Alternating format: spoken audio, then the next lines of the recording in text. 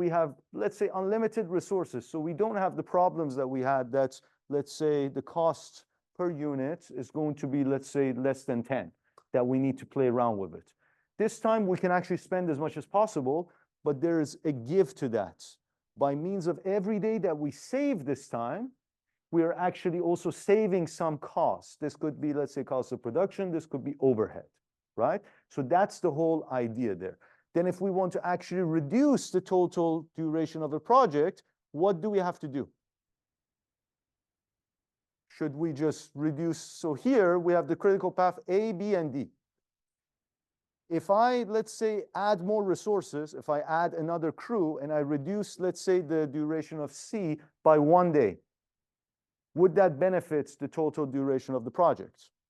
No, right? So this time we have to focus on the activities on the critical path, and then we have to break them down. So typically there's going to be some assumptions here, and by means of that, every day that we can save, we basically have some savings. And this could be by means of overhead, this could be by means of cost of production, whatever it is that is going to be supporting us in order to save some money or save some resource that would actually be translated to money somehow, because we're basically working on the cost here and minimizing that, okay? So what the goal of the crashing is to basically play around with the crew numbers and these types of aspects in order to increase the number of crews so that we can basically increase the productivity, and then by means of that, reduce the duration of the project or the duration of an activity. And by reducing the duration of the activity, hopefully we would reduce the duration of the project as well. And as long as our duration reduction or the adding of these crews that will reduce the duration actually increases, is more in terms of its benefits than the overhead that we have, we're going to be having a positive impact on the project, and therefore we can crash it more and more and more. That's the whole idea. Typically, this type of, productivity and the relationship between how much, let's say, money you're going to be spending or how many crews you're going to be hiring is not going to be linear, but in this case, we would just assume linear because it's just simpler and I can basically explain and you can actually do an activity, but this could easily be translated into a function that you might have with respect to productivity as well, and you can utilize that in order to optimize it. So the mathematical model would just slightly change, but the concept is going to be the same, and the solution can actually be algorithmically carried out the way that I'm actually going to be explaining it to you. So as an assumption, we have some slopes. What do these slopes represent? And again, in this case, it's going to be linear, but it doesn't necessarily have to be linear, which makes it a bit more complicated, but you can do it computationally. So what does it mean? And what does the crash days mean? What it means is that activity A can actually be reduced 1 day, and the cost of reduction of this is going to be, let's say, 20 units here. That's what basically that means. If we add, let's say, 20 units to it, that's going to be the cost of production. B, C, and D, all of these the same way, right? That's what that means. And with respect to that, you would have some ideas with respect to, okay, how can you actually spend some money in order to save these activities with respect to that? So first things first, I changed this basically for 30 per day because 15 obviously wouldn't work, but that was just an example that I provided here. What does this mean? So where do we start? So the slope of activity A, that means that if we want to reduce activity A, okay, it's going to cost 20. And if we want to reduce activity D, it's going to cost 35. Which one do we reduce first? Or which one do you start with first? A, right? The activity that is going to be costing less for us in order to reduce the exact same amount, right? 1 unit of duration reduction is going to cost 20. So we start with that. So we find the minimum of the slope.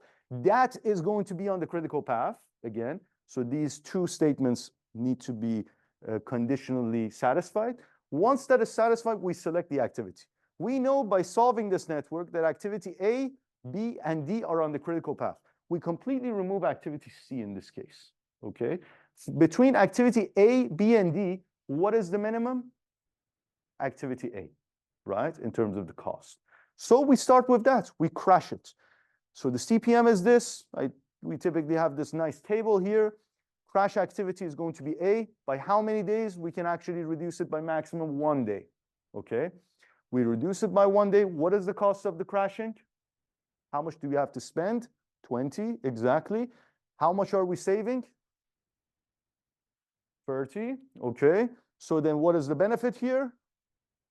10, exactly. So the cumulative benefit is going to be 10. And what would be now the duration of the project? Basically, we have to resolve this network, which now the activity is reduced to 1.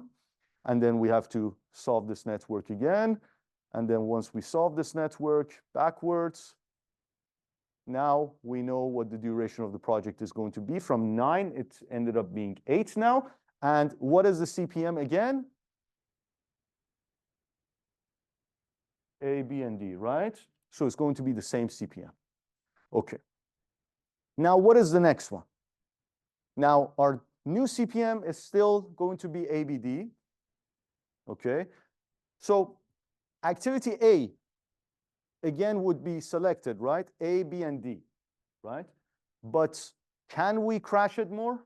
No, right? Because we can only crash it 1. And in this case, with the units, it would just be 0. So it would be impossible as well. So then activity A is just out of the picture. Now, what are the 2 activities that are left? Is going to be B and D, right? So which one is minimum in terms of its slope? Activity B, right? So we select activity B. Again, 1 day. And then we go for it. And then basically this is 25, 30, and then we're going to be still saving about 10, and then cumulatively we're going to be saving 15, right? And then the duration is going to be 7, yeah? And then this is going to be more or less the final results, right? Okay. So, sorry, this is acting out a bit. So what do we have here? We have a situation where activity A is out of the picture. Activity B still has 1 more crash day, okay? But here, our CPM is actually ACBD. All of the activities are on the critical path, right? This was one of the reasons why I didn't actually crash activity day B by 2 days. Because if I were to crash activity B, the first time would be fine. The second time, if I reduce it, the duration of the project would not reduce, right? Yeah, because activity C also needs to be reduced. Yes. There's the 3 in the top right corner of the. That's 4. Yeah, that's supposed to be 4. Yes, that's just a mistake. But I'll. So the critical path is activity A, B, C, and D. Right now we have 1 day that we can reduce activity B for, 1 day that we can reduce activity C for, in terms of the crashing, and 1 day for activity D. So which one do we pick?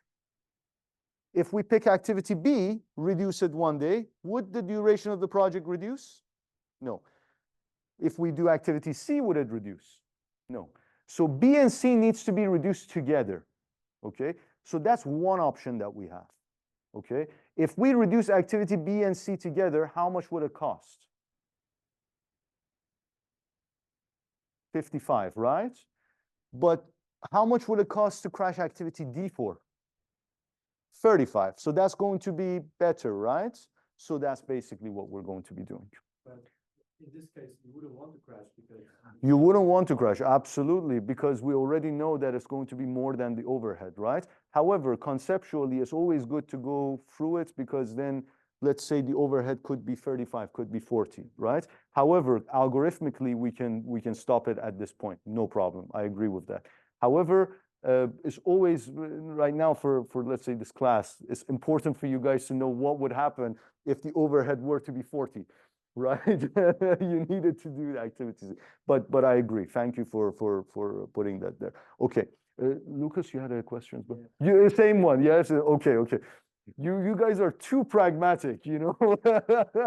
I agree. Practically, this algorithm stops as soon as the slopes increase what per day increases the cost that you're going to be getting. But education-wise, it's important for you guys to know that if the overhead were to be more than that, it would have been basically better to go there. But however, I will go the full stop because I just, you know, from my side, it just doesn't matter.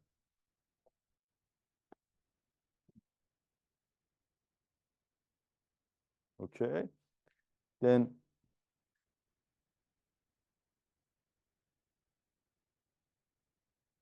Okay, then activity D, 1 day, what would happen to activity D if we reduce it? 35, then our basically overhead saved is going to be 30. Sorry, this is a mistake, but I corrected it there. It's going to be -5, so 10 is going to be our cumulative. You can see easily that it's going to be less than that. And then if we do that, and then again, we go backwards and do the critical path, is going to be this time again ACBD.